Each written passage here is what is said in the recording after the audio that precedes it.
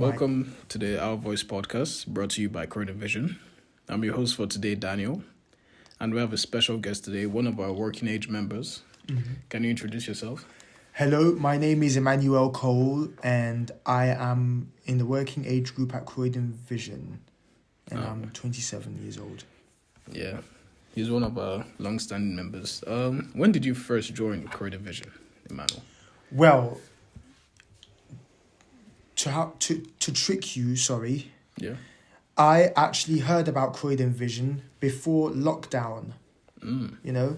Yeah. You know, a social worker came and, spoke to me about it, and then, I came and joined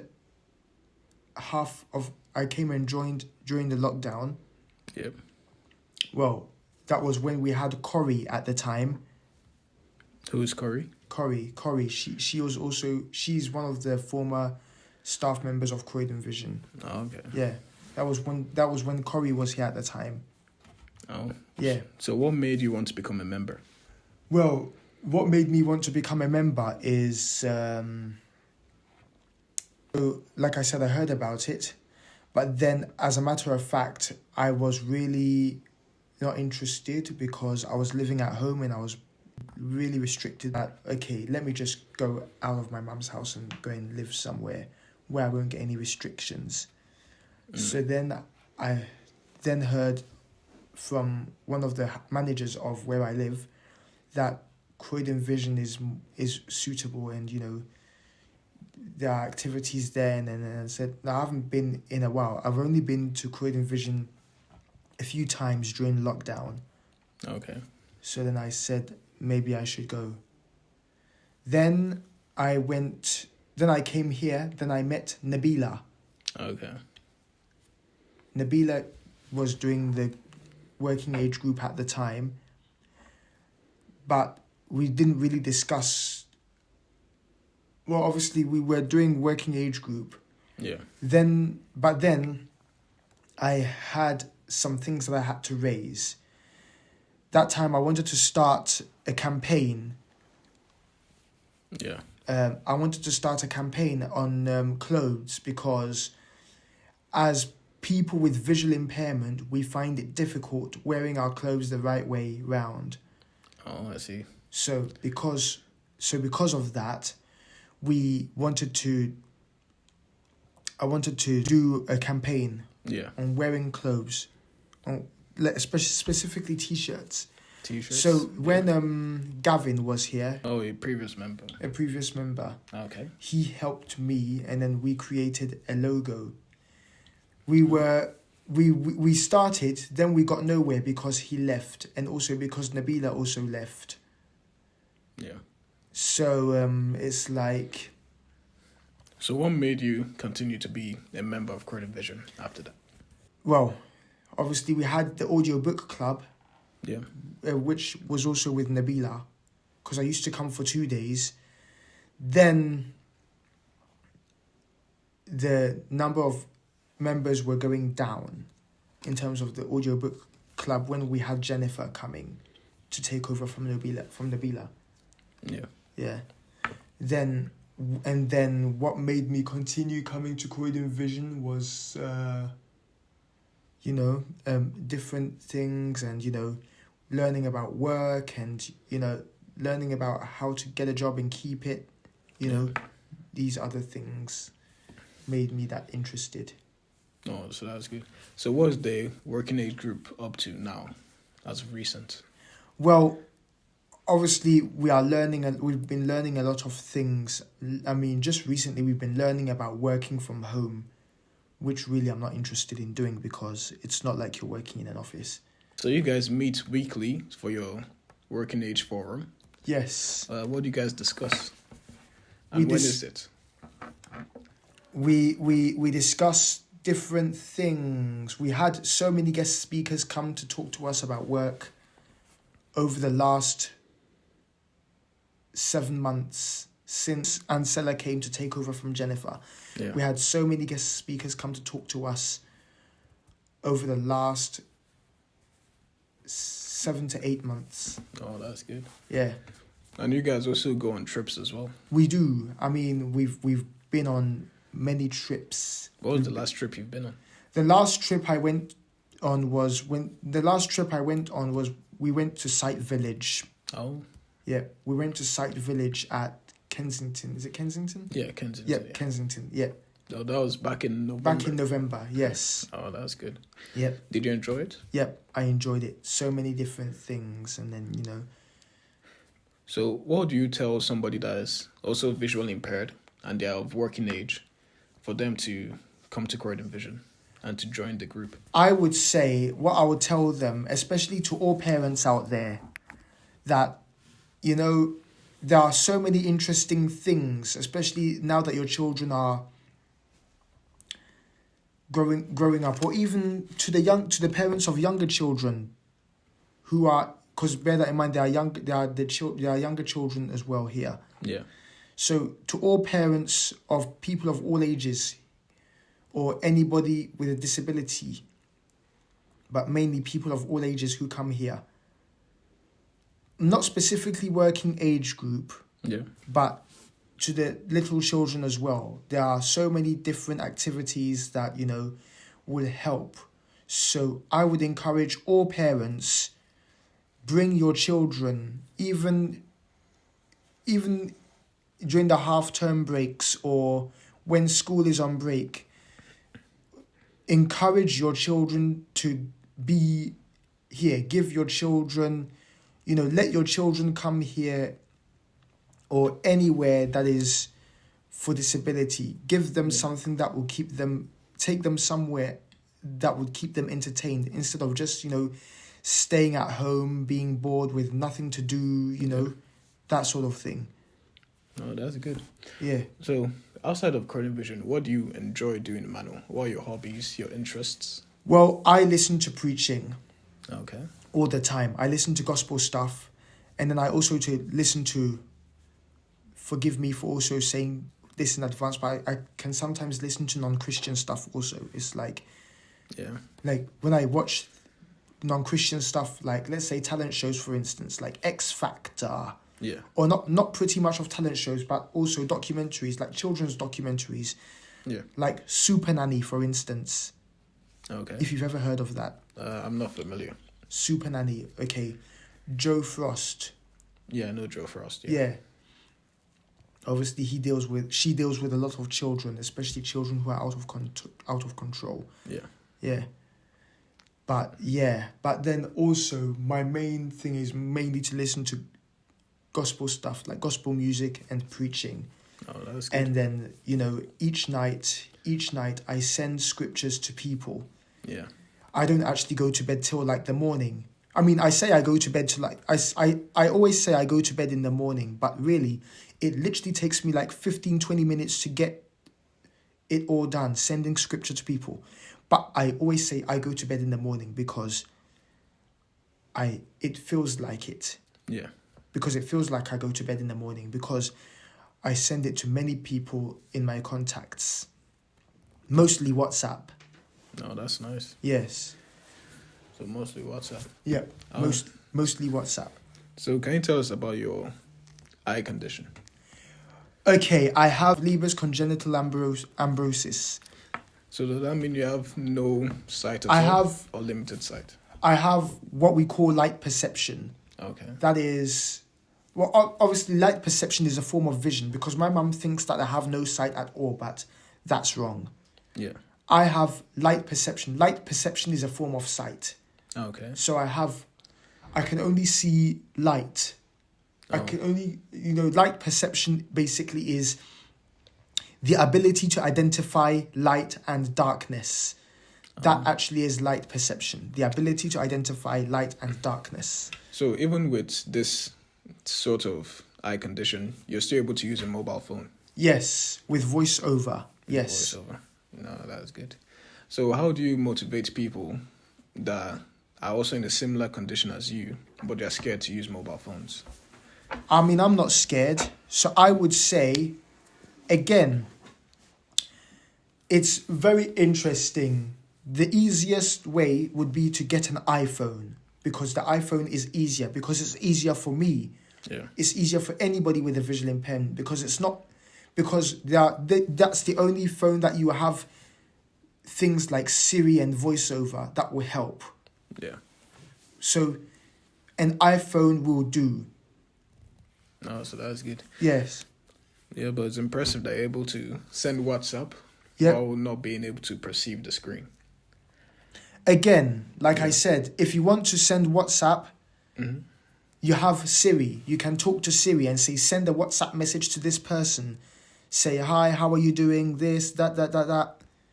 You know how I do it? I say to Siri, send a WhatsApp message to this person. Yeah, that's good. At first, I would let go of it and say, what would you like to say? But no, I don't do that. I just say, send a WhatsApp message to this person. And then I just go, hi, how are you doing? This, that. And then it will tell me, hello. No, it will tell me your WhatsApp message to this person says this and that and that and that and that. Are you ready to send it? Yeah. And then I say yes, and then it will send it. No, that's good. Yeah. Are there any other living aids that you use? Obviously I use a walking stick, a cane. Okay. The white cane. The white cane. I use a liquid level indicator when pouring my drink. Okay. That's pretty much it, because a talking microwave, I wish I would, but where to put it is the thing. Especially because I live in a supported living, so where to put it will be another thing. The space in the house. Quite large. It's quite large, yeah. Oh, so that's good. Well, let's talk about the working age Christmas party. Yeah. You performed. I at the working age Christmas party I performed. Yes. Yeah. How was that for you? It was fine. It was fine. Yeah, it was fine. So what songs did you perform? Well, I did a few Christmas songs by Michael Bublé. Yeah. And then I did Michael Bublé, It's Beginning to Look a Lot Like Christmas. Yeah. Then I done an Andy Williams song. A Christmas song by Andy Williams. Oh, that's good. Would you do it again this year? Well, this year I'm actually going to spend Christmas in Ghana, so I don't know when the Christmas party will be this year, even though it's actually too early to talk about it, but I don't know when it will be this year, because this year I'm actually going to Ghana to spend Christmas. Oh, that's nice. Are you Ghanaian? At the end of the year. Yes, I am. Oh, that's nice. Would this be your first time, or you've been before? I've been numerous of times. This is actually my second time going there for Christmas, but it is let me think. Because the first time I went to Ghana was back in 2003. Then I didn't go there again until 2011. Then 2012. Then 2014. Yeah. And then again in 2018. So this will be like, by my counting, 7. Is it, if I'm 7? Right? Yeah. Yep, 7. Yeah. No, that's good. Congrats, Emmanuel. Yeah. Is there anything that you like to say or to share? Well, I would like to share, obviously about me, really. Yeah, go ahead. And about my visual impairment and how I ended up that way. Yeah.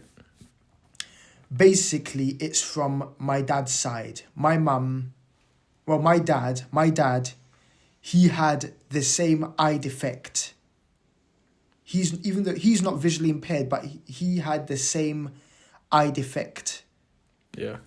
He carried the same faulty gene. Oh, the genetics. Yeah. So it's genetic, basically. Yeah. My eye condition is genetic, so he carried the same faulty gene. Oh, I see. So it's basically from my dad's side. Oh, but he himself is not visually impaired. He himself is not visually impaired, but he carried the same faulty gene. And it was passed on to you? And it was passed on to me, yeah. And then you developed the condition? Yes. Oh. Then what about your brother? Does he also have the same condition? Yes. We all have the same... We have the same condition. Me and my brother, we have the same condition.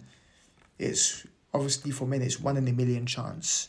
Yeah. Yeah. What was it like? Were you born with it or it developed? I was born with it. Oh. It was... What it is, we went for a checkup. We went for a checkup 6 weeks after I was born. Like all babies, we go for a checkup. All babies go for a checkup 6 weeks after they are born. Yeah. Then all of a sudden, it was found out that my eyes are not working, and my mum was literally devastated. Yeah. It was like we went for a 6 weeks checkup, then obviously we did tests and this and that and da, and then the doctor said to my mum, your son cannot follow the light. Yeah. Yeah. So, yeah. So how was it as a kid growing up with that condition, with your condition? With my condition, Leber's genital amaurosis. Yes. Well, obviously, I am a survivor. That's one thing for sure. Last week, Wednesday, when I was coming to Croydon Vision, people or someone was looking at me, and it's like, wow, I can't believe you are strong. I can't believe you're a survivor of that visual impairment. Yeah. It's like if with your hearing, your sense of sight or your hearing, it's like not many people are strong. Not many people can cope with it, but I'm glad you're coping with it.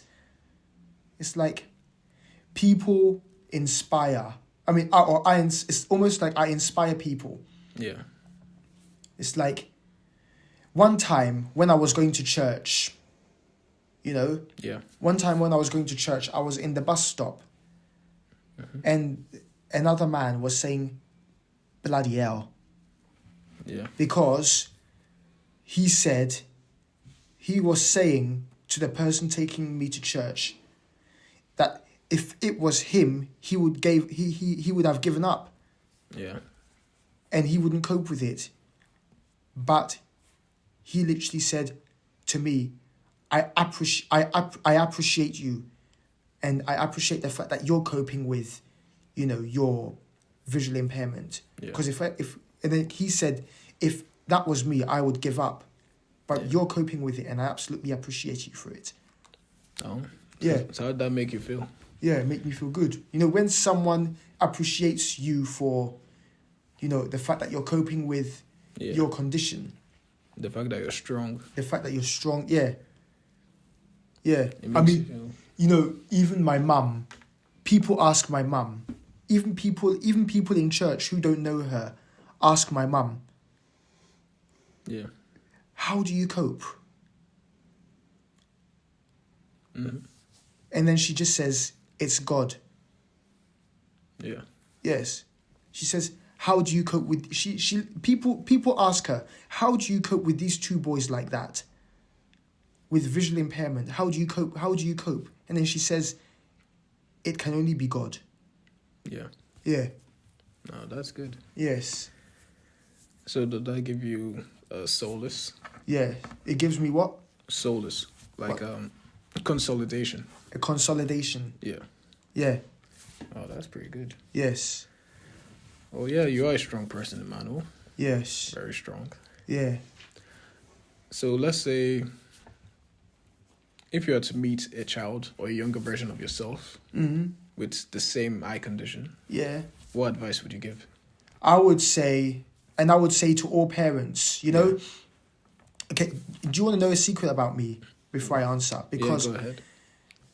It took me, because many people ask people like my mum that, does he talk? It's like, I do talk. Because bear that in mind, they ask my mum this because obviously my mum knows, okay? Yeah. Because it literally took me 6.5 years of my life before I could speak properly. Oh. I was literally 6.5 years old before I could talk properly. Yeah. Yeah, like how I'm talking now. It literally took me I was literally 6.5 years of age before I could talk. When you could fully talk. Yeah, before I could fully talk. Yeah. I could sing like how I did, but I couldn't form a sentence. Oh. I could sing like how I did at the Christmas party. I could sing very well. Yeah. But I couldn't form a sentence. Were you in the choir? The church choir? Nope. And as a matter of fact, I wouldn't want to be in the church choir because people may not like my voice because my voice is soprano. Oh, I see. It's like everybody would think that, oh, don't sing like a girl. You're singing like a girl. But I'm not singing like a girl. It's, that soprano is my gift. It's not like I'm singing like a girl. I don't sing like a girl. It's just, even though you may think I sing like a girl, but it's soprano. Soprano, high pitched. High pitched, yeah. Like this guy. The guy who sings Staying Alive. Ha, ha, ha, ha, staying alive. I've forgotten his name. He sings soprano. Yeah. Yeah. Growing up as a kid, did you go to any special schools? I went to a normal nursery. Okay. I didn't know really that there was a Dalton nursery until I heard when I was about to leave a special school, when I was about to graduate from that special school, that there was a Dalton nursery. I could have gone there because bear that in mind, that's where people like Harvey went. Harvey who? Harvey Price.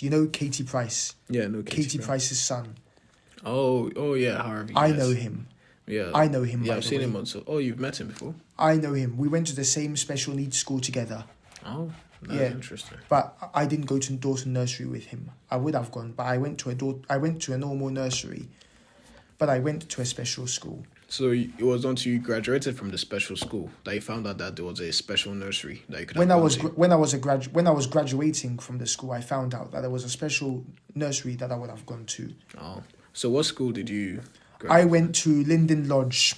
Oh, are you talking about special school? Yeah, the special school. Yeah. Linden Lodge. Oh. I went to Linden Lodge School in Wimbledon. Oh, so how does it differ from a regular school? How does it differ? Yeah. Well, it's a special needs school that caters for people with visual impairment. Well, when I started, it was visual impairment only. Okay. But then as years went by, it had developed to not just visually impaired and people in wheelchairs, but people with both hearing impaired and visually impaired as well. Oh, I see. So, or deaf-blind, to put it, deaf-blind. Deaf-blind, yeah. Yes, or hearing impaired and visual impaired. So let's put it as that, because deaf and blind can be a bit generalizing. So let's take it as hearing impaired. And visually impaired. Yeah, hearing impaired and visual impaired. Yes. Oh. Yeah. People with autism like me as well, because that's one thing I forgot to mention. Oh, that you also have autism. That autism, people, in wheelchair, people with epilepsy and all these other people. So after Linden Lodge, once you graduated, what did you do next? Once I graduated, I went to Dalton College. Okay. Yep. So you did college? Yep, I did college, and I was treated more nicely there. What were you studying?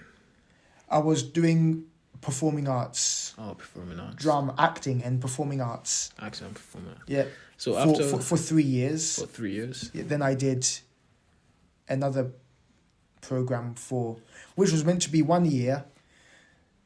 Mm-hmm. Then we had lockdown.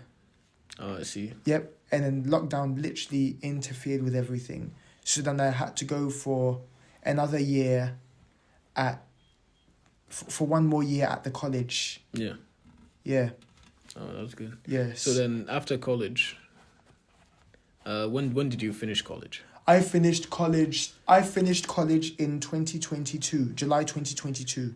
2022. Oh. Yeah. So currently now, what are your dreams and aspirations? Well, I've always wanted to work with children with special need.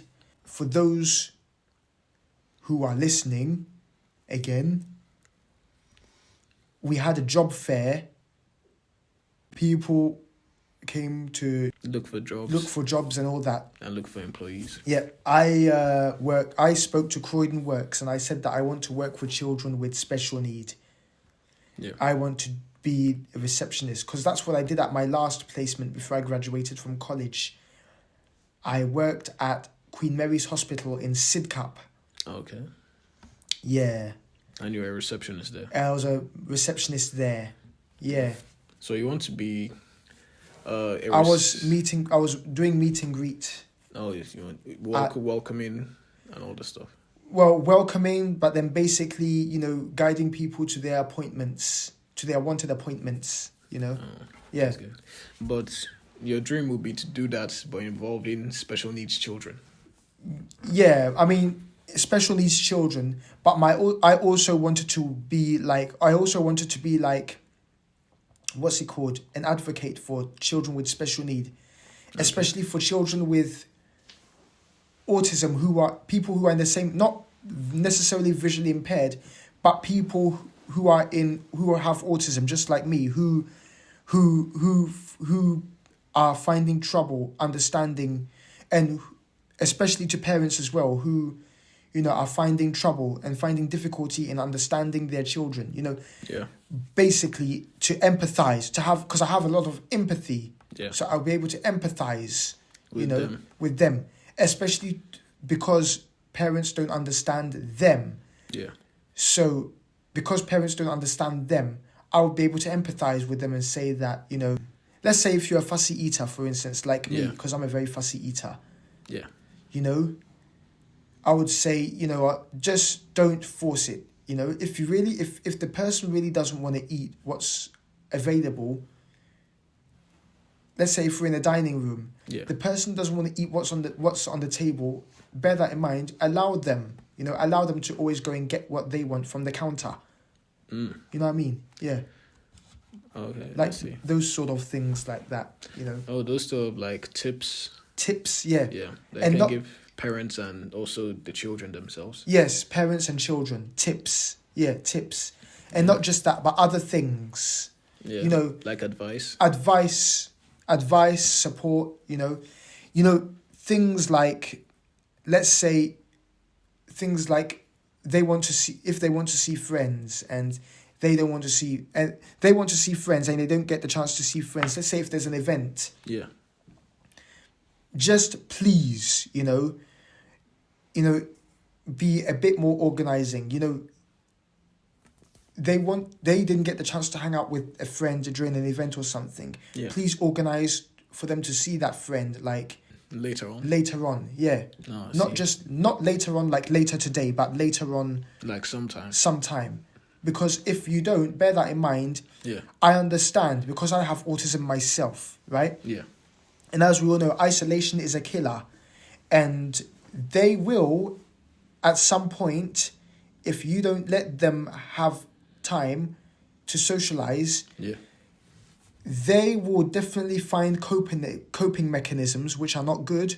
Coping mechanisms that will literally lead us to addictions, which really is not good. Yeah. And that's what I'm saying. So that's why I want to be able to really, Yeah, that's good. Yeah. Yeah, I believe you'll be great at it, Emmanuel. Yeah. Thank you for coming in today. Yep. And coming on to the podcast. You're welcome. This was the first episode of the Working Age podcast. Thank you very much. Bye-bye.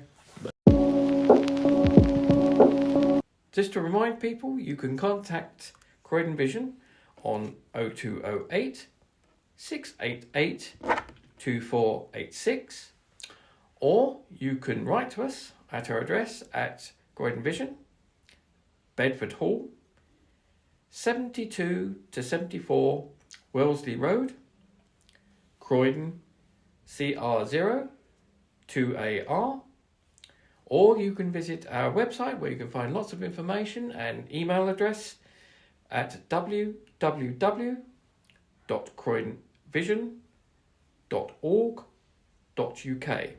And please, we've also got a Just Giving link there, and if you'd like to donate to the Croydon Vision, you can click on that and do your donation through there.